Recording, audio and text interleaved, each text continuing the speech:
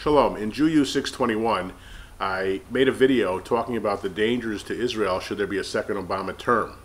And I list there other videos that are relevant to that subject. Well, I wanted to make an addendum based on a brilliant article by Jonathan Tobin in the July-August issue of Commentary called "Can Israel Survive This Presidency?" And he basically begins the same way, saying that Obama has had a very hostile and negative attitude towards Israel. He points to him blindsiding Netanyahu, the prime minister, when Netanyahu came here recently, and then Netanyahu spoke to the Congress. He said he's a hostile president. And then he says there'll be a great cost to Israel if you have a hostile president, which there is. He said then Netanyahu's speech to Congress may have brought a temporary reprieve, but it's a good bet, he says, that the president will be a president for another 4 years after November 12th, 2012. And will Israel then reap the whirlwind? Well, at one point, as Richard Baer, who spoke at a Republican-Jewish coalition meeting on the same subject about a second Obama term in Israel, said that it's a good chance if the election was held today, Obama would not win a second term. But let's just assume he does. What will happen to Israel? Tobin makes the point first that the Jewish state can still reasonably be confident that the alliance will hold between the government of Israel and the government of the United States. He points to the extent of congressional support. I mean, think about if you just saw the Obama speech, the 60 standing ovations Obama got and the love bombing he got from the Congress. He said the relationship between Congress and its support for Israel is so great that no president can hope to weaken it. And that it's now clear that efforts to change the dynamic between the United States and Israel, Tobin says, will fail. Now, he points to various things Obama has done. For example, changing the understanding of his predecessors when he treated Jerusalem neighborhoods built inside the city since '67 as no different than remote West Bank settlements. He exploded at this phony supposed insult delivered to Vice President Biden with the announcement of housing starts in Jerusalem. And what's so scary here is that he's basically saying Israel has no claim to a unified Jerusalem. His speeches have changed the name of the game and the rules of the game. Even more important, Tobin says, Obama has made no demands of the Palestinians at all in his speech, such as discarding their right of return. In the end, Israel was told to give up its only bargaining chip, territory, while the Palestinians were told, in effect, that they need to concede nothing. Now, it's true that Israel is dependent on the United States, Tobin says, but it's not true they can't say no. In fact, one of the interesting things about the article is that he talks about how Israel's been saying no for virtually its entire history to almost every American president and Secretary of State. In the first 20 years of its existence, the no came in the form of refusals to open its borders to Palestinian refugees or make concessions on the sacred 67 lines.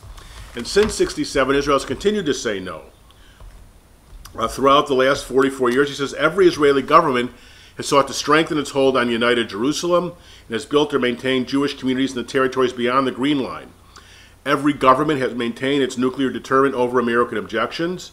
Every government has reserved for itself the right to strike back at Arab terror bases. Israel's leaders have done all these things despite consistent disapproval on all fronts from friendly administrations, including Reagan, Clinton, and George W. Bush, as less well reliable allies as Ford, Carter, George H.W. Bush, and now Barack Obama. Then he talks about how assume that Israel, if put under enough pressure, cannot stand its ground on issues of national security, is to ignore the history and political realities of both countries. There's a widely shared perception in Israel that Obama is no friend to the Jewish state, and that eliminates the factor of worrying about him and the hostility now because they know he's not a friend. The main reason Tobin says that Israel can say no is that most Americans support Israel's right to defend itself, and Obama knows that.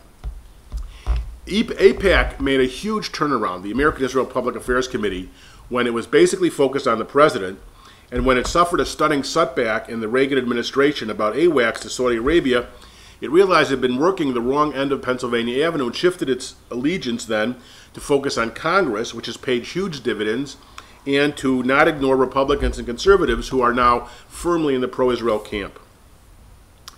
Now, would the president find himself with a freer hand were he to win re-election, Tobin asks? Well, perhaps. But even if Obama were to devote his second term to imposing an unwanted deal on Israel, with the hope that a Palestinian state would be his historic legacy, here's an interesting point. His lame duck status would not strengthen his ability to mobilize support in Congress and the country. And of course, the Democrats who know they'd have to run for re-election would be wary of jumping on Obama bandwagon when he's a lame duck. One final reason Tobin says why the Israel-U.S. relationship is highly unlikely to blow up even if Obama and Netanyahu are at each other's throats is that every president ought to have learned by now there's no reason to believe that the Palestinians will ever come to peace. There's none. They continue to incite violence. They pretend the state of Israel doesn't exist. They deny the Jewish link to the historic land of Israel. They teach their kindergartners to be suicide bombers. They pay the salaries of suicide bombers. They name their public squares after terrorists and murderers. They continue to make claims that everybody agrees would never be met. And so why would a president risk his capital on a belief that will never, ever happen? He points to how they turned down Israeli offers of a state in virtually all of the West Bank, Gaza, and share of Jerusalem in 2000, 2001, and 2008. They have failed to take advantage of any Obama gesture. Obama will find himself with no course of action other than to veto resolutions he basically supports in the United Nations. So Tobin concludes by saying Obama is not a fool. In fact, the genuine warmth shown Netanyahu by the U.S. Congress is a reminder that the United States Congress and the people of the United States view Netanyahu not only as a leader of a valued and admired ally, but of a wartime ally. The echoes of these cheers for Netanyahu will continue to be heard and understood as a warning to any American leader who thinks that he can isolate or punish Israel.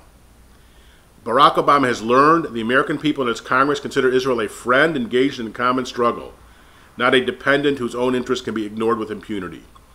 The bonds between the U.S. and Israel are too fundamental, and the full flowering of the relationship between the two over the past 30 years is too deeply rooted, Tobin says, for one problematic president to destroy that which has been so carefully and brilliantly cultivated. Bravo, Tobin.